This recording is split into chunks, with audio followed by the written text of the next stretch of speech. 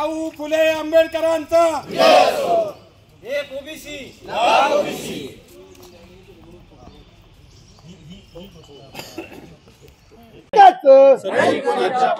आरक्षण आमच्या हक्काचं छत्रपती शाहू फुलेंचा छत्रपती शाहू फुलेंचा एकजुटीचा ओबीसी एकजुटीचा आरक्षण आमच्या हक्काचं नाही कुणाच्या बापाचं एकच जवळ ओबीसी फुले आंबेडकरांचा शाहू फुले आंबेडकरांचा आरक्षण आमच्या हक्काचं नाही कुणाच्या बापाचं आज सकल ओबीसी समाज अकोले तालुका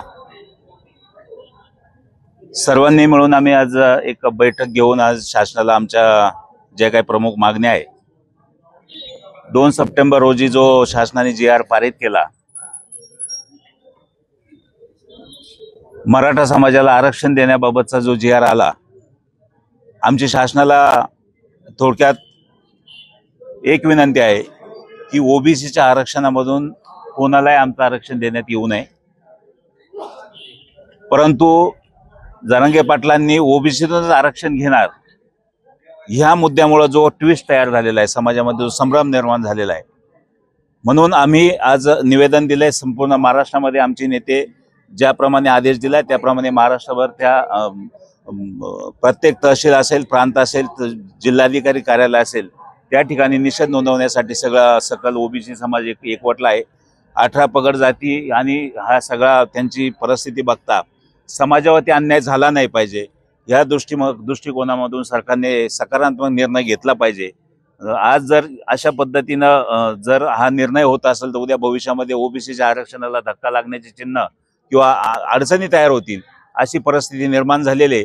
म्हणून आमच्या सर्वसामान्य ओबीसी समाजाला जी काही अडचण भेडसावते म्हणून त्याचा निषेध नोंदवण्यासाठी आणि सरकारने त्याच्यावर तातडीने त्याचे स्पष्टीकरण देण्याची गरज आहे आणि म्हणून शासन तातडीने निर्णय घेईल की आमच्या ओबीसीला धक्का न लावता तुम्हाला आरक्षण, आम्ही कोणाचं आरक्षणाबद्दल आम्ही काहीच बोलत नाही, परंतु आमच्या ओबीसीचा एकही टक्का आरक्षण कमी न होता तुम्ही आरक्षण कोणाला द्यायचं असेल ते द्या, परंतु ह्या समाजावर तुम्ही अन्याय करू नका। ह्यासाठी आज आम्ही सर्वजण या तहसील कार्यालयावरती जमलेलो आहोत आणि आम्ही आमचा निषेध व्यक्त केलेला आहे।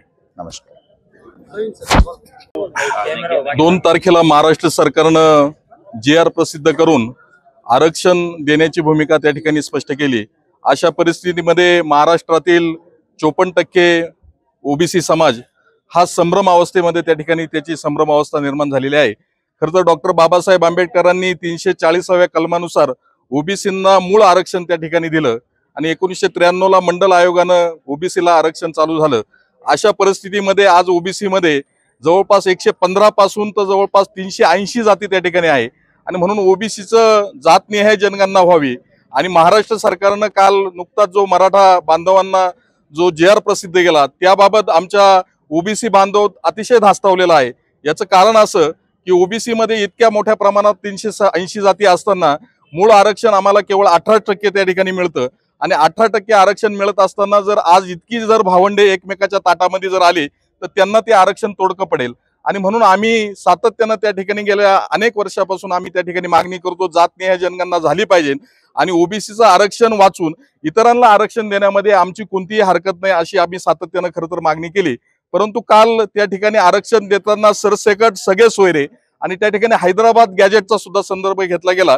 खरं तर हैदराबाद गॅजेट याच्यात भौगोलिक परिस्थिती त्या ठिकाणी वर्णन केलेली असते आणि म्हणून त्यामध्ये प्रत्येक जातीनिहाय जरी आकडेवारी जरी नसली तरी तो काम करणाऱ्यांची आकडेवारी त्यामध्ये प्रसिद्ध होत असते आणि म्हणून जन्मानं वडिलांकडून आपल्याला जात येत असते, कोणत्या प्रमाणपत्राच्या आधारे आपल्याला जात येत नसते आणि म्हणून जे नियमाने जर आहे त्यांना नियमाने त्या भावंडांना जर आरक्षण मिळालं तर आम्हाला हरकत नाही, परंतु आज मात्र ओबीसी समाजाच्या आरक्षणाला त्या ठिकाणी धक्का लागलाय असं आमच्या सारख्याला वाटतंय आणि बॅकडोर एंट्रीनं येऊ पाहत आहे आणि म्हणून भारतीय संविधान घटना या देशामध्ये मोठी आहे आणि म्हणून मराठा बांधव खरं तर अनेक जण कुणबीच्या माध्यमातून त्या ठिकाणी ओबीसी बांधव आमचे लाभ घेतात, आम्हालाही त्याचा आनंद आहे आणि म्हणून शैक्षणिक असेल किंवा नोकरीसाठी आरक्षण असेल ते मिळालं पाहिजे, परंतु ते संविधानाच्या चौकटीत असावं हीच खऱ्या अर्थानं आमची मागणी आहे।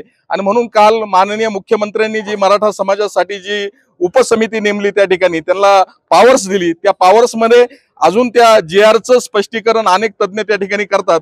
मला वाटतं ह्या सर्व गोष्टीला राज्य सरकारला कोर्टामध्ये सुद्धा फेस करावं लागणार आहे। आणि म्हणून ओबीसी बांधवांनी तूर्त घाबरू नये, कारण की महाराष्ट्र सरकारने सुद्धा असं प्रसिद्ध केलंय की आम्ही ओबीसीला धक्का लावणार नाही। आणि काल पुन्हा ओबीसीची सुद्धा समिती त्या ठिकाणी जाहीर केली। आज नागपूरमध्ये ओबीसीच्या मागण्या मान्य कराव्या म्हणून 12 मागण्या आज राज्य सरकारने सुद्धा मान्य केल्या।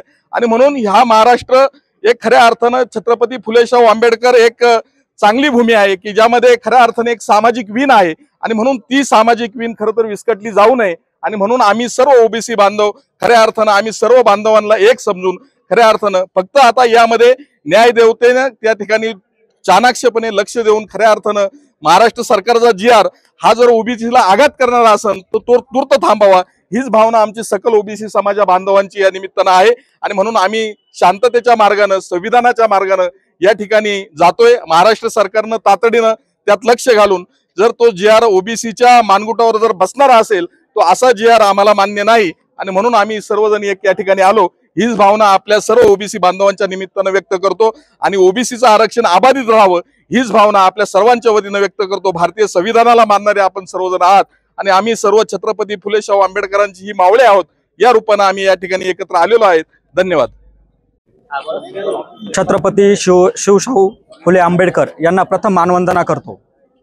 आज या ठिकाणी सर्व ओबीसी योद्धे या ठिकाणी तहसील कार्यालयावर आलेला आहे। शासनाने जो 2 सप्टेंबर 2025 रोजी जो एक JR प्रसिद्ध केलेला आहे, हैदराबाद गॅझेटेअरनुसार रक्त नाते सगळे सोयरे यानुसार जो JR प्रसिद्ध केलेला आहे, तर तो संविधानाला धरून नाही, संविधानाची पायमल्ली करणारा नाही। हायकोर्टाने सुप्रीम कोर्टाने जे जजमेंट दिलेलं आहे त्याची पायमल्ली करणारा आहे। आणि सर्वात महत्त्वाचं ही लढाई जी आहे ही राजकीय वाटते। आज जर आपण पाहिलं आरक्षणाचा मुख्य जो कन्सेप्ट पाहिला, it is not a poverty demolition, हे गरिबी हटाव नाही। समाजातून गावगाड्यातून जे समाज मागास झालेले आहे, सर्वात महत्त्वाचा मुद्दा हा शैक्षणिक दृष्ट्या सांस्कृतिक दृष्ट्या जे मागासलेले आहे त्यांना मुख्य प्रवाहात आणायचं आहे। जी भारतीय संविधान आहे स्वातंत्र्य समता बंधुता, यामध्ये समता ही वेगळी आहे आणि आरक्षण हे वेगळं आहे। आरक्षण एक अपवादात्मक परिस्थिती आहे, त्यानुसार ते आरक्षण दिलं जातं। आणि आज जर आपण पाहिलं जो JR काढलेला आहे त्यानुसार जर सगळे जर ओबीसी मध्ये येऊ घातले तर कुणाचंही चांगलं होणार नाही। तर यामध्ये ओबीसी बांधव थोडे भयभीत झालेले आहे। आणि ओबीसी बांधवांची जी प्रमुख मागणी आहे ते सरकारने स्पष्ट करावं की ओबीसीला धक्का लागलेला नाही। जरांगे पाटील म्हणतात आम्ही ओबीसीतूनच घेणार आणि शासन म्हणतं ओबीसीला धक्का लागणार नाही। तर सर्वप्रथम शासनाने हे डिक्लेअर करावं की ओबीसीना कसा धक्का लागत नाही।